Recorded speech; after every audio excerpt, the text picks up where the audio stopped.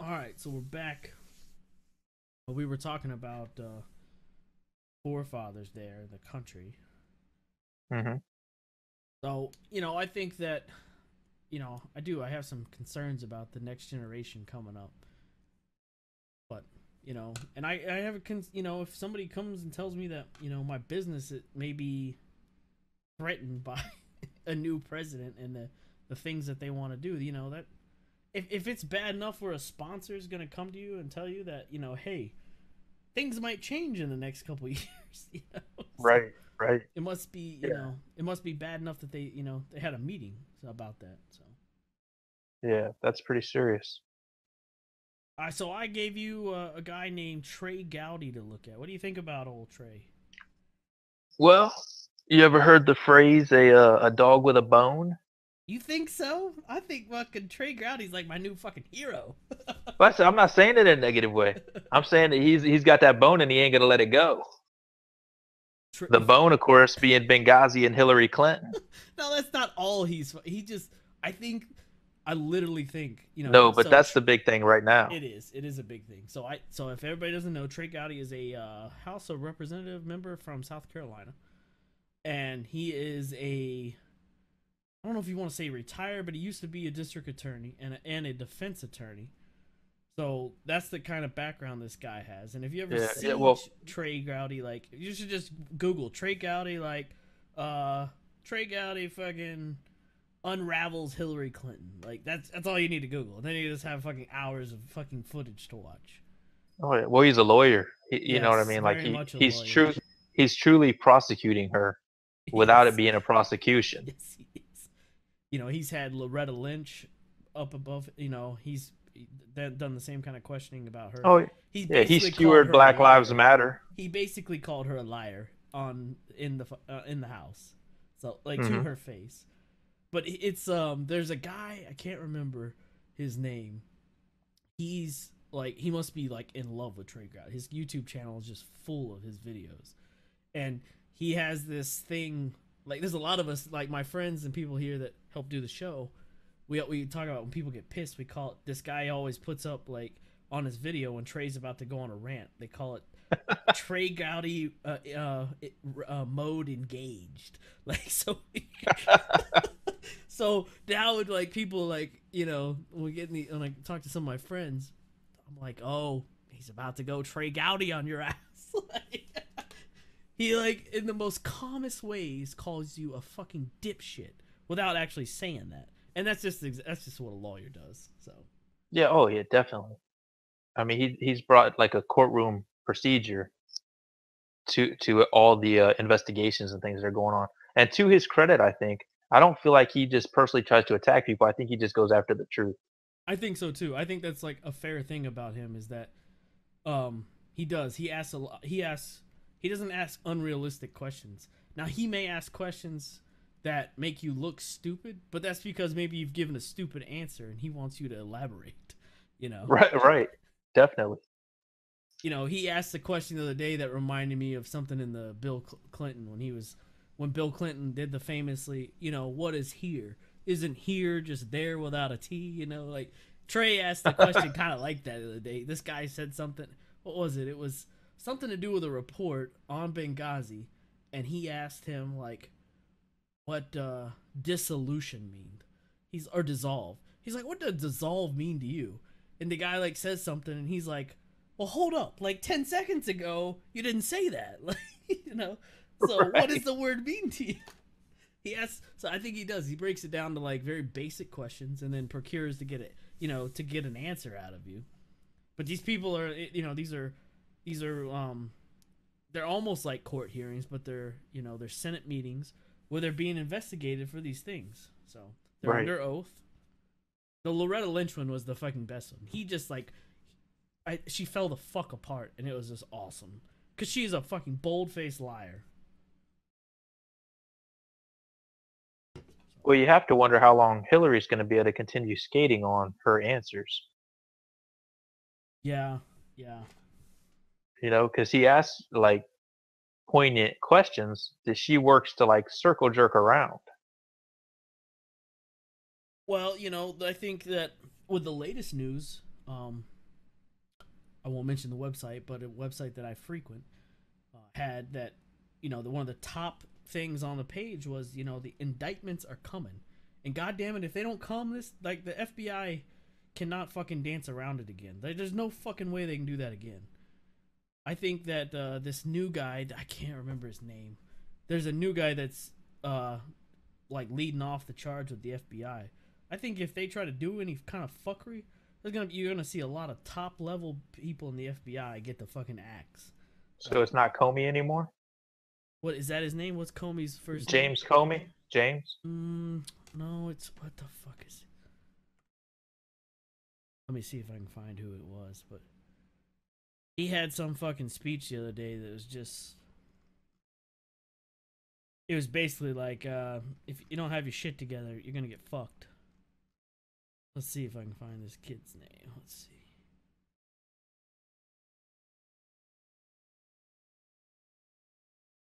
It's gonna piss me off that I can't find it here. Trey Gowdy. I'm trying to look through my YouTube history. I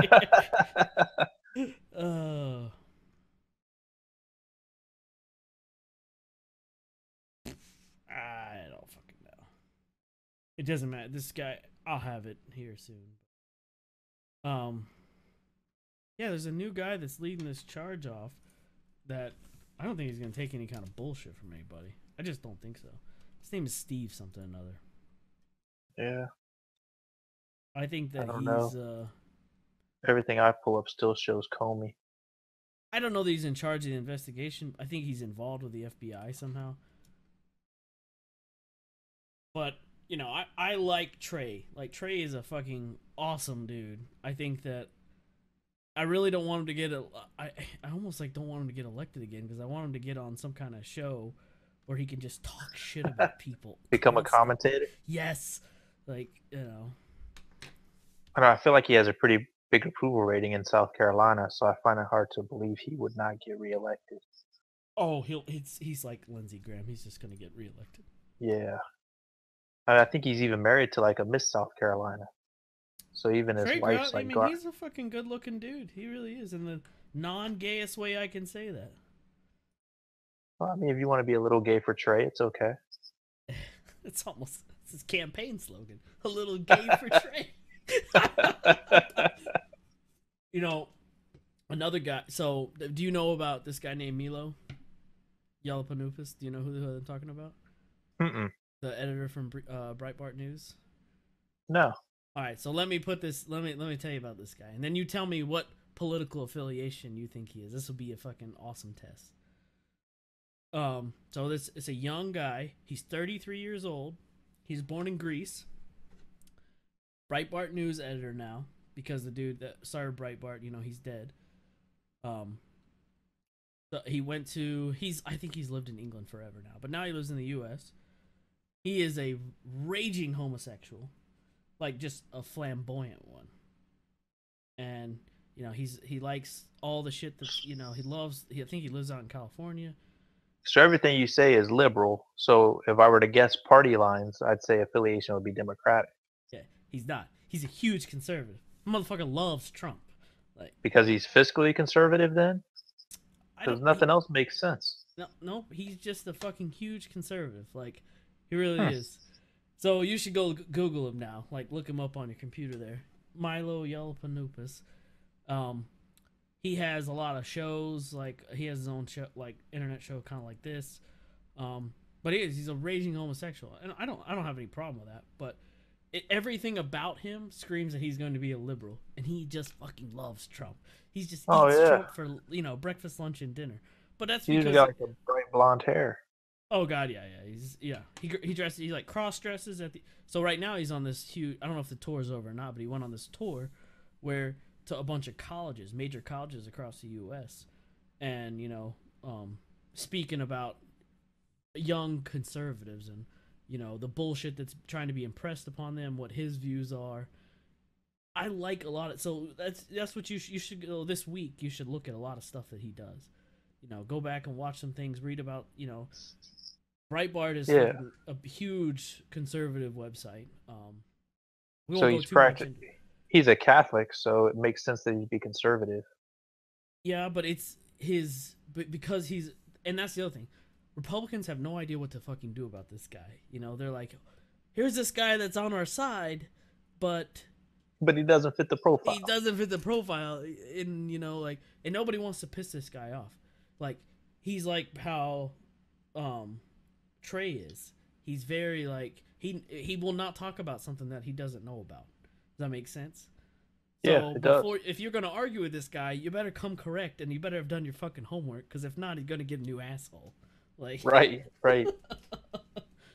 He's very, very smart. He went to Cambridge, the University of Manchester, and Wolfson College, I think. Yeah, I just looked it up. He dropped out of all three of those, though. Who the fuck? I mean, that doesn't mean he's not smart, though. Exactly. The richest man in the world never went to a day in school, so in college. Yeah, I just talked to a guy today who had a GED because he was working at this fancy restaurant, got a bad grade, and got drafted. And so he went in the service, was in the service, got out of the service, became a GS-15, like doing engineering things, and never got anything more than his GED. And now, if you wanted to you could never get that shit now. I bet you his job, you got to have a master's degree to even I guarantee to get rated for it. People don't know how the federal government work system, like, to get what do they have? I don't remember the term, but they have basically two sides of a job. They have a technical side and a the WG, the wage grade, is like the technical side. They have a technical side and a specialty side, I think is what it is. And basically anything on the specialty side, you got to have a degree. Right. And you can even you can have it. I know people that have degrees and they're what's called GS5s, which is $34,000 a year, Sounds about right.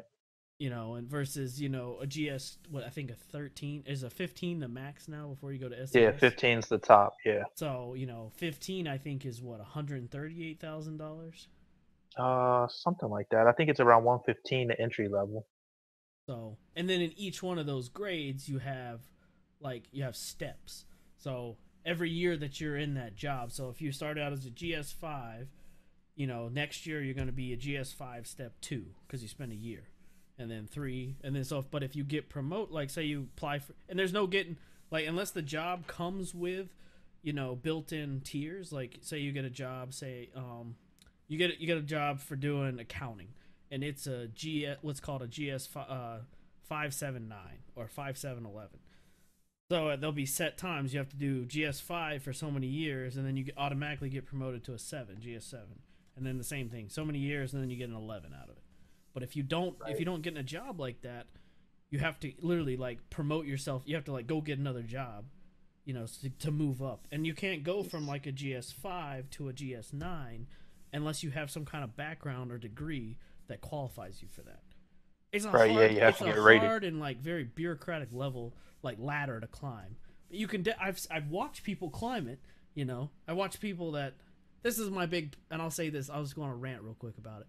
I've watched people get promoted because they do a sorry ass job and they don't want to get dealt with because it's hard as fuck to fire federal employees. This is what will happen. You have fucking Jody over here that's a GS9, and nobody fucking likes her, and she's a fuck up at her job. But the only way to get rid of her is to promote her to a GS11 and make her go work somewhere else. Like, that's the only way to get rid of her. Hey, I like Jody.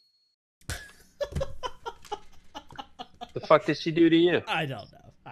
But I'm just saying, like, in my example, like, that literally I've watched. Not just one. Well, that is, I've watched bunches of people. What that is, though, man, it's piss poor management. Because the middle management of, we use the VA, for example, they don't want to be punitive. They want to act like they're punitive, and they want to lean heavy on people, but they don't actually want to write people up and do all the paperwork they need to do to then be able to fire somebody for not doing what they're supposed to. Yep. And so because that's the way the system works. And obviously the government, you're a little more protected anyway because you're part of a union that's collective bargaining things, whether you join that union or not. Yep. So, but I mean, that's part of the problem is you have managers who get into these middle management roles that don't want to truly manage. And how They do they want to get go to those their roles? meetings. I They want think to skate through. I think Oh, they they know the right people. exactly. That's exactly what I was gonna say. I think that middle management, people get to middle management, is they are buddies with the upper echelon, and whether they're qualified or not, because they're buddies, they're getting that job. Right. Yeah, You as know. long as they have a degree to to meet the cert. Yep. And then if they don't even meet the cert, you could always file an exception for somebody. Always. So Ah, well, maybe that's true then. I don't know. I have been But involved in the process of yeah, firing. I have been involved in the process of firing federal employees. It is a bitch and a half, and it personally took. I was involved in doing 3 of them. Every single one of them took over a year to do. It's a. And I understand why people don't want to do it, because it is a paperwork monster, and you literally have to prove that you may not talk to Congress, yourself, but you have to prove to Congress why you're validating firing somebody. You have to prove to Congress. Like, it is a behemoth task to fire a federal employee. everything in the government's like triplicate. So you do something, and then you got to do it again and do it again just to say you did it the one time. Yeah, That's part of the problem.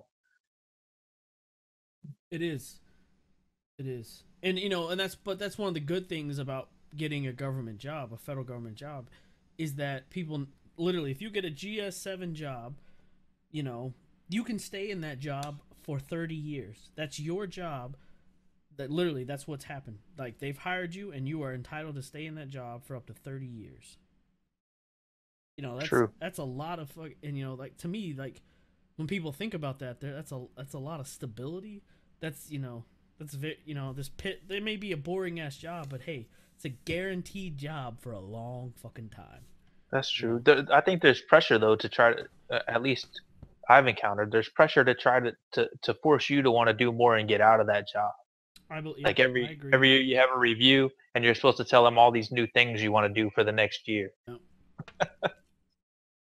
It's like, why can't I just do the shit I just did? If I do it well, why do I have to do more than this? I think the review system is. There's no way that every single person deserves to get I don't know what the rating system is anymore, but is it, how many points is it? Is it based on, like, it's not even points? It's like a word, right?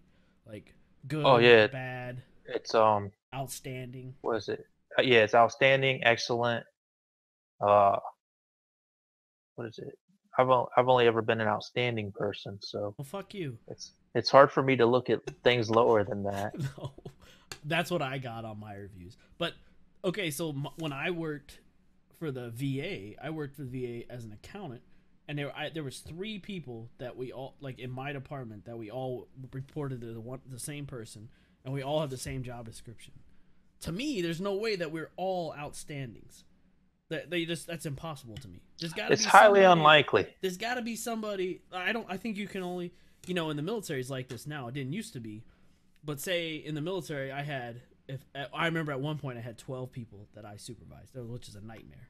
They came to me and told me, okay, from now on, those 12 people, not all of them can get what they call 5s, which would be the equivalent of an outstanding review. You have 12 people. Okay, one of them can get a 5.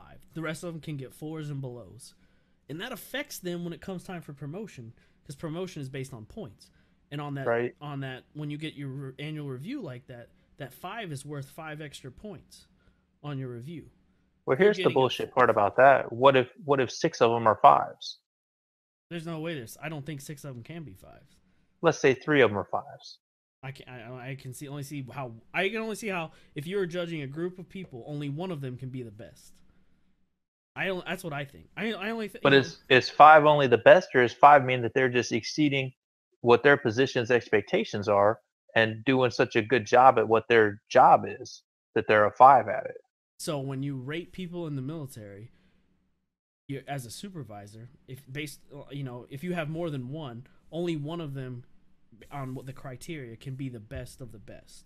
That's what a 5 means. 5 means that they're outshining all their peers in everything that they do, and they're going above and beyond and exceeding their job description duties. I think that only qualifies one person in your group. There's only one person that can be better than everybody. These 5 people can't be equally better than everybody. There's gonna be one person that outshines everybody. There just has to be. If there's not that one person, then they don't deserve a 5. Then maybe everybody gets a 4. Right, 4s all around.